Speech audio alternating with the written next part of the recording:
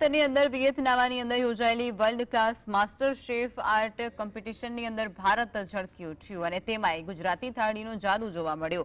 ગુજરાતી થાળી લોકોને ખૂબ જ પસંદ આવી છે। ભાવનગરના હિમાચલ મહેતા, જેમાં અમદાવાદના દિવ્યા ઠક્કર અને ઉપરાંત સંધ્યા શાહે વૈશ્વિક મંચ પર ગુજરાતી થાળી પીરસી હતી અને માત્ર 2 કલાકમાં 16 જેટલી વાનગીઓ બનાવી હતી।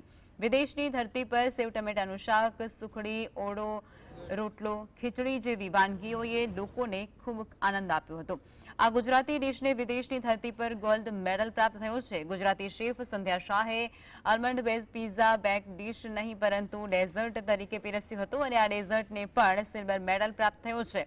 10થી વધુ દેશોના 500થી વધુ શેફે આ કોમ્પિટિશનમાં ભાગ લીધો હતો અને જેમાં ભારતે કુલ 12 મેડલ પોતાના નામે કર્યા છે।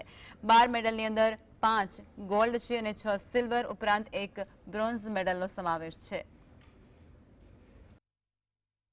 પિઝાનો બેઝ મેં આખો આલમંડ ફ્લેવરથી જ બનાવ્યો હતો અને એનો સોસ પણ મેં પિસ્તા અને મેંગોથી બનાવ્યો હતો અને એક આખા યુનિક જ પિઝા બનાવ્યા હતા અને એ ડુંગળી લસણ વગરના લોકો પણ ખાઈ શકે અને એનો એક ઉપયોગ ડેઝર્ટ તરીકે પણ આપણે એને ઉપયોગમાં લઈ શકાય એવા હતા અને એ જે મેં યુનિકનેસ નક્કી કર્યું કે આ રીતે બનાવવા, ત્યાં આગળ બનાવવા, તો એ ત્યાંના જજને પણ એટલું બધું પસંદ આવ્યું ને।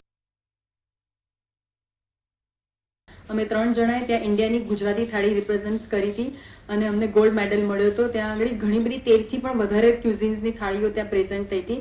એમાં ઇન્ડિયાની થાળીને ગોલ્ડ મેડલ મળ્યો છે, તો એ બહુ જ ગર્વની વાત છે અને અમે બહુ જ ખુશ હતા કે જ્યારે ત્યાં એનાઉન્સ થયું કે ઇન્ડિયા થાળી અને હિમાચલ મહેતા સર, સંધ્યા શાહ અને દિવ્યા ઠક્કર આ ટીમ ડાઇનિંગ કોમ્પિટિશનની અંદર એમને ફર્સ્ટ ગોલ્ડ મેડલ મળી રહ્યો છે, તો બહુ જ ખુશી થઈ કે આપણું ઇન્ડિયાનું ક્યુઝિન ઇન્ટરનેશનલ લેવલે આટલું આગળ આવ્યું।